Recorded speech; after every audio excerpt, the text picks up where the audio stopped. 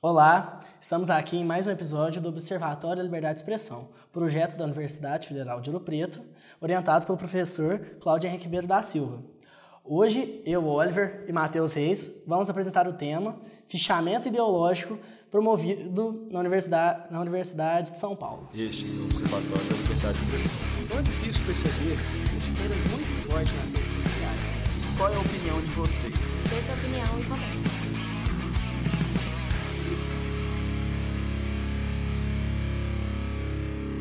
O que acontece?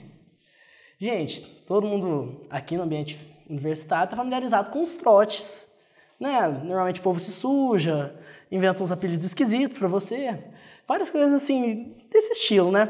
O problema é que a USP fez um rastreamento das suas curtidas no Facebook e dali ele fez o DA do Largo de São Francisco, mais especificamente do curso de Direito, começou a fazer algumas classificações políticas assim, inusitadas, sabe?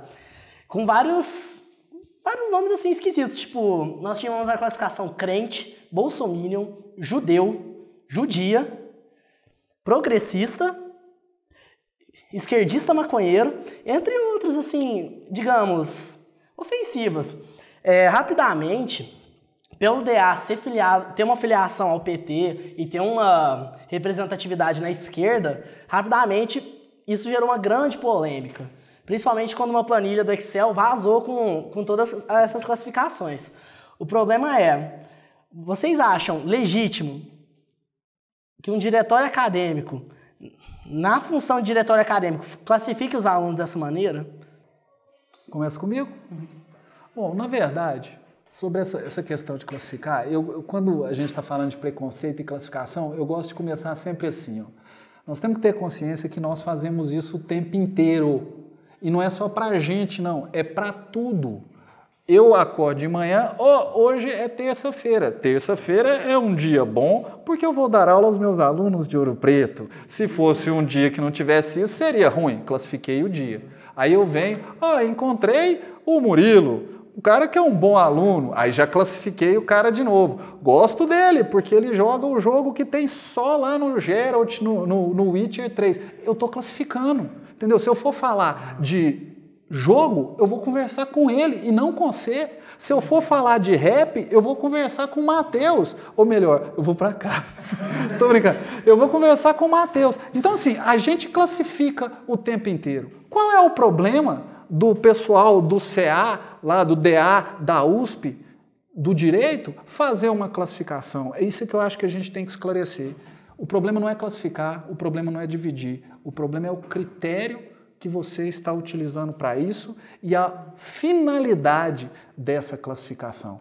Então, eu vou numa festa, eu quero ver quem é gente boa, e aí eu vou ficar com os gente boa, eu vou classificar.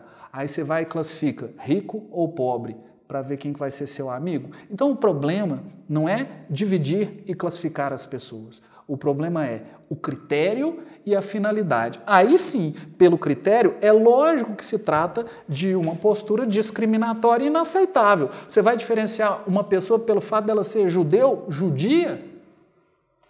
Qual é o tratamento diferente que você vai dar para uma pessoa em razão dessa distinção? Aí eu vou classificar alguém como de esquerda ou de direita? Não tem problema você fazer isso. Qual que é o problema? O problema é você dar um tratamento diferente, que é o que a gente vê o tempo inteiro dentro da universidade, diga-se de passagem. Isso aí, o tempo inteiro a gente vê. Então, o que eu acho que é o problema mais específico do DA da USP de Direito? O problema é o seguinte, a gente é acostumado a pôr o dedo e falar fascista, a pôr o dedo e falar racista, mas pouco nós paramos para tentar entender o que é ser fascista, o que é ser racista, o que é ser essas coisas. E aí, quando você só é acostumado a perseguir, você se transforma naquilo que você persegue sem perceber, porque você não sabe o que é ser fascista, você não entende o que é o fascismo. A única coisa que você sabe é, fascistas não passarão, desde que não seja eu. Mas é isso. A pessoa aprende a lutar contra o fascista, mas ela não aprende o que é o fascismo. Então eu acho que tem o lado, primeiro, é lícito distinguir e classificar, é assim que nós tratamos o mundo. O problema é o critério e a utilidade. E neste caso, tá claro, é falta de formação política. O pessoal do DA, da USP, do ponto de vista da formação política, são crianças. Desculpa falar, mas são crianças, não têm noção do que estão fazendo. Ah, Cláudio, tem sim, vão punir todo mundo. Vão pôr fogo em todo mundo. Claro que não. Outras pessoas poderiam fazer isso, chama pela mão e fala assim, não faz isso não, filhão. A maioria vai reconhecer que é um problema. Desculpa, eu não quero ser o bonzinho aqui, porque eu não sou. Eu gosto de fazer a justiça. Mas no caso do DA da USP, eu acho que esse pessoal foi vítima de uma lógica dos movimentos, que já é uma lógica normal, sem ter tido a autocrítica necessária para reagir. Foi feio? Foi feio. Passou vergonha? Passou vergonha. Mas não é o caso também de ficar pagando penitência para o resto da vida por um erro que cometeram ali. Comentar duas coisas que o professor falou a respeito da finalidade e a respeito do critério. Bom, primeiramente, a finalidade a que o DA se propôs não era em si fazer um trote. O que eles queriam era ingressar novos calouros no próprio DA. Para isso, geralmente, um centro acadêmico faz uma entrevista, onde ele pergunta algumas coisas, de acordo com a resposta dos calouros, das pessoas pretendentes a entrar nessa instituição, eles avaliam e dão o seu parecer. O que eu acho que eles fizeram foi uma proposta errada, porque eles realmente classificaram as pessoas de uma maneira indevida. Talvez se eles tivessem classificado de uma maneira mais branda, não assim tão cômica e tão ofensiva, não teria tanto assim uma indignação como houve. Mas a proposta inicial deles de tentar trazer as pessoas para o DA com base no pensamento ideológico é uma coisa que eu acho que eles iriam fazer de todo jeito. Eu acho que a partir das perguntas que eles fariam numa entrevista normal a um possível interessado em entrar, eles iam conseguir analisar o perfil da pessoa e isso que eles fizeram ia acabar acontecendo de maneira normal, porém não explícita como houve. Outra coisa também é o critério, como eles fizeram isso. Eles fizeram isso através das curtidas do Facebook daqueles alunos. O que eu acho que é um problema, porque, por exemplo, eu conversei com alguns amigos meus sobre o caso e eles falaram, olha, se tivessem feito sobre o meu perfil, eu não sei se eles conseguiriam dar uma designação, porque eu curto tantas páginas desse espectro, quanto dessa posição, e não estaria, assim, uma definição minha, assim, certa, correta. Então, eu acho que esse meio utilizado por eles, talvez, mesmo que não divulgassem e não houvesse o problema que aconteceu, não seria efetivo, porque eu acho que eles não conseguiriam traçar o perfil da pessoa somente com base nas curtidas do Facebook. A pessoa é muito mais complexa do que isso. Ela tem muito mais acrescentado que um clique que ela dá em determinadas páginas ou deixa de dar em outras páginas. Então, acho que o DA da USP não fez o papel dela corretamente. Eu só também não acho que talvez ela deva sofrer com isso, porque eu não sei ao certo se atinge o direito de privacidade daquelas pessoas. Porque eles pegaram algo público, algo que a pessoa, ao fazer um Facebook, ao fazer uma rede social, dar suas opiniões, curtir páginas, etc., você está se expondo em determinada maneira. Então, eu não sei se você pegar esse compilado de exposições que a pessoa fez e tentar de alguma maneira, exemplificar ou simplesmente designar em uma palavra como foi feito com judeu, liberal de pi, etc. Foram, não sei se o YouTube agora é family friendly, mas as expressões estão na internet, quem tiver interesse, vocês procuram no Google, vocês acham facilmente.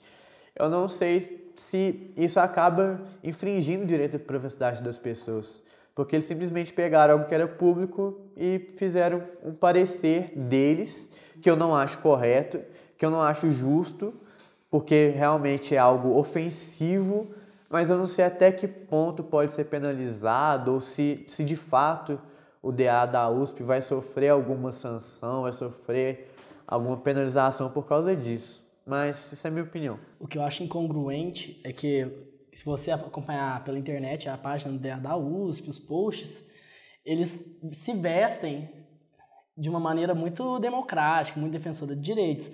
Só que eu acho engraçado um grupo que defende a democracia, de certa forma, fazer uma seleção entre os calouros e ver quem tem as ideias parecidas comigo e daí filtrar as pessoas. Eu acho algo, assim, sinceramente, chega a ser paradoxal, sabe?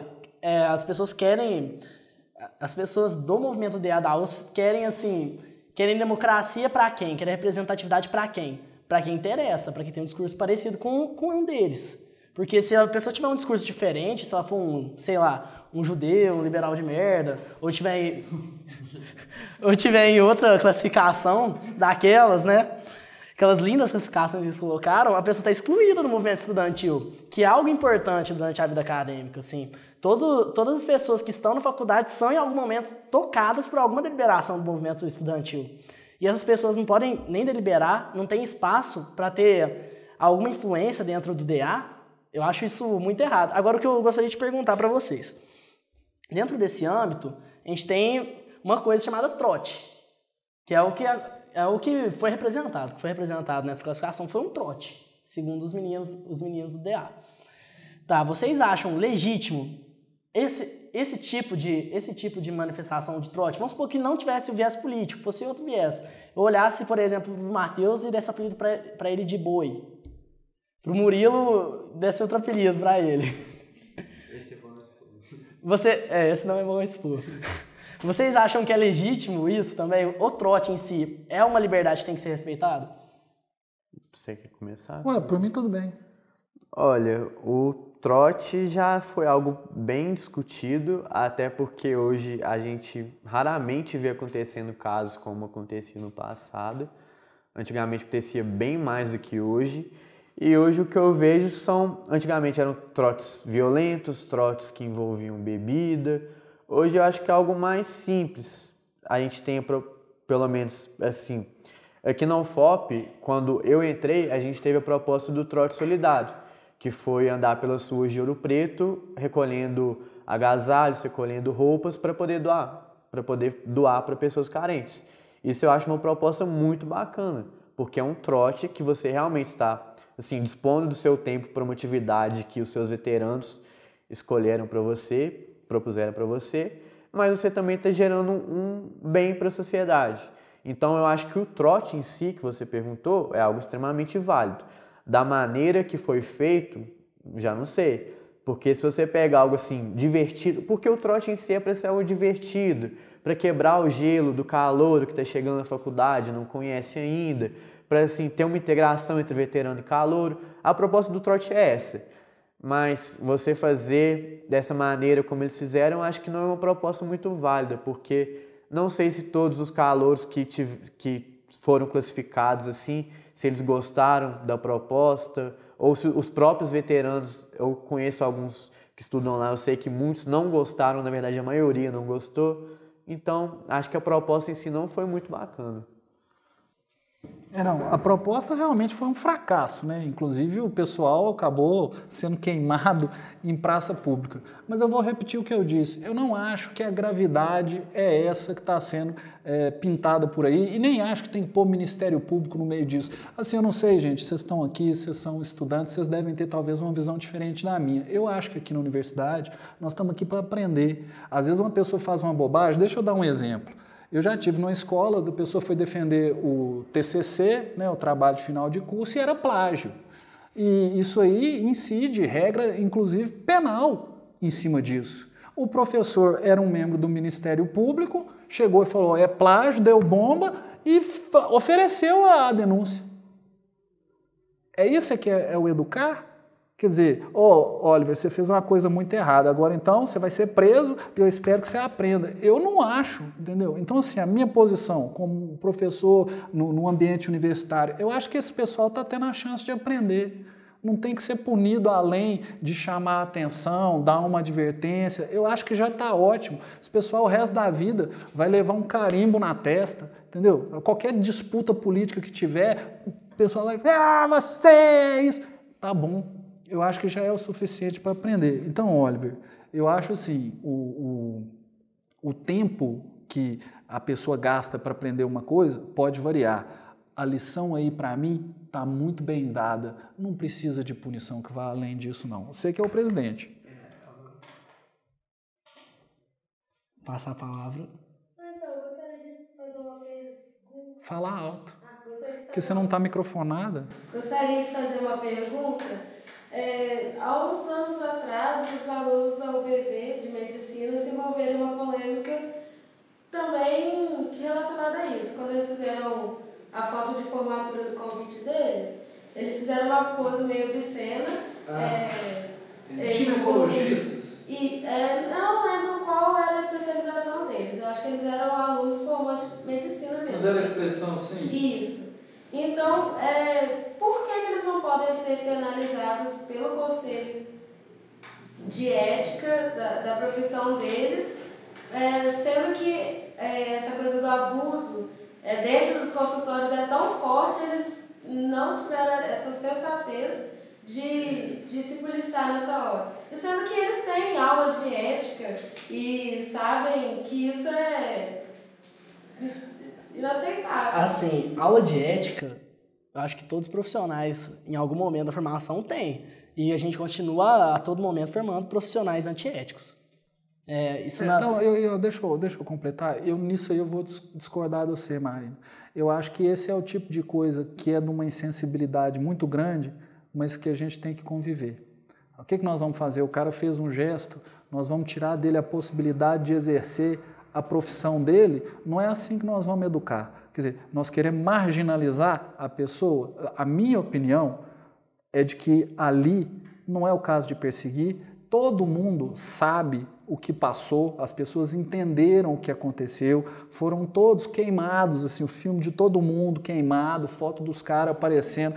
Isso, para mim, já é educação suficiente. Agora, o que nós queremos? Educar ou nós queremos vingar? Porque eu acho que tem isso aí. Hoje, esse negócio de politicamente correto, não vamos falar isso não. Por exemplo, o exemplo que você deu, nos consultórios acontecem muitas coisas. Pô, os caras não estavam no consultório. Se a gente for entender que o que eles fizeram ali, na verdade, não é aquilo, mas é uma outra coisa lá, nós não estamos fazendo justiça também, não. Então, eu não sei o que o Matheus vai pensar disso. Para mim, foram infelizes, igual foram infelizes. Crianças sendo infelizes. Ah, Cláudio, não são crianças. Não são na idade. Mas na mentalidade, ao fazer uma coisa dessa, eu não acho que esses caras são tarados. Você acha? Os caras fez isso, ele vai estuprar alguém? Não, uma coisa não quer dizer outra. Pode ter estuprador no meio? Pode ter estuprador aqui. Então, como é que a gente vai saber? Não dá para saber. Agora, porque o cara fez isso, nós vamos punir ele profissionalmente. O resto da vida dele? Eu acho que tem que ter um peso que hoje nós um pouco estamos perdendo nessa onda da política. Não sei, minha posição. Acho que os caras já aprenderam. Eu penso um pouco parecido com isso, porque se parar para pensar, toda aquela turma, voltando pro caso que ela disse, toda aquela turma foi exposta a uma carga muito alta, assim, de repressão. Foi, queimação de filme. Os caras foram queimados o resto da vida. Enquanto o menino apresentar um currículo, e na hora que forem pesquisar o nome dele, vai estar vinculado o nome dele àquela imagem. Assim, hoje em dia, quando a gente tem a internet, e essa carga que a internet traz, a gente não tem o direito ao esquecimento. Hoje em dia, nós não temos mais o direito... Que é um outro tema, hein? A termos o nosso legado negativo esquecido. Então, é isso que eu penso. Eles erraram, nossa, demais, foram grosseiríssimos. Mas você acha realmente que um DA que comete um erro infantil como esse, ou que uma turma de meninos que tem o quê? 25, 26 anos? Por aí, 23? De 23 a 26 anos. Você acha que eles merecem ser penalizados a vida inteira? Ou eles perderem, 6 anos da vida das vidas deles, nos quais eles ficaram na faculdade, perderem o direito de serem médicos? Por uma foto, às vezes, pode ter gente ali que nem queria fazer, mas falaram, não, é nossa formatura, tira uma foto aqui com a gente. O cara só foi e tirou a foto. E ele vai carregar a vida inteira esse legado. A vida inteira. Acho isso complicado. Esse sinal do XXT, né, que a molecada usa, é o famoso sinal do Ronaldinho. É o sinal do Ronaldinho na foto desse assim, homem. existe uma piada interna também entre os meninos que muitas pessoas acham que é algo desnecessário, desagradável, mas que é uma piada mesmo no meio masculino mesmo, que o Ronaldinho, quando ele jogava no Barcelona, ele tirou uma foto séria com todo mundo e só tava ele lá, mandando o sinal do Ronaldinho. Famoso sinal do Ronaldinho. E esse trem se alastrou e você vê o sinal do Ronaldinho em toda a foto da molecada, entendeu? É um gesto infeliz que está vinculado à possibilidade de outros casos de estupro e abuso de ginecologistas em relação à mulher, com certeza. Por ter ganhado essa conotação, eles sofreram a devida represália, né, pela sociedade. Eu queria a palavra também, olha. O Matheus citou bem essa questão do sinal do Ronaldinho, inclusive ele deu uma entrevista num programa um pouco tempo atrás, para ter divulgado no YouTube. Ele inclusive disse que essa é a posição como quando ele fica parado com as mãos, ele junta as mãos assim. Então assim, a gente pode dizer que ele teve essa intenção também? Eu acho que é uma coisa também que... Ô Murilo, só aproveitar, mas olha como que é a coisa da sociedade. Eu também já fui uma pessoa de parar e ficar assim. Mas, ô Cláudio, que é isso aí? Para com isso, você é educado, sabe? Não, eu já fui educado a não ficar assim. Ficava assim, que é isso aí, menino? Para com isso aí. Já te corta, entendeu? Você não tem muita liberdade de ficar assim. Uma vez eu tirei, isso eu juro, aconteceu. Uma vez eu tirei a foto fazendo o sinal do Ronaldinho, que é famoso. Entre os meninos que se acham boleiros, é famoso esse sinal. Aí eu tirei. Se acha uma coisa expressão toda. Se acham boleiros, né? Boleiragem aqui não tem ninguém. Ah, sai daqui, Murilo. Me respeita. Mas enfim, eu tirei a foto lá fazendo o sinal. Chegou uma menina pra mim. Olha, que sinal é esse? Eu falei, ué, do Ronaldinho. Aí do nada ela me explicou. Eu tinha o quê? Uns 12, 13 anos, sabe? Você não sabe. E não vou dizer que foi também, nossa, eles deviam ter se atentado a isso. Mas você vai cortar o CREA de recém-formados por causa de um símbolo, você vai penalizar um DA inteiro, que foi eleito lá, democraticamente. Você vai penalizar um DA inteiro por causa de uma coisa que deu errado? Tem questão da proporcionalidade, né? Hoje em dia, quando você faz uma coisa que ofende muito, a proporcionalidade já foi deixada de lado há muito tempo.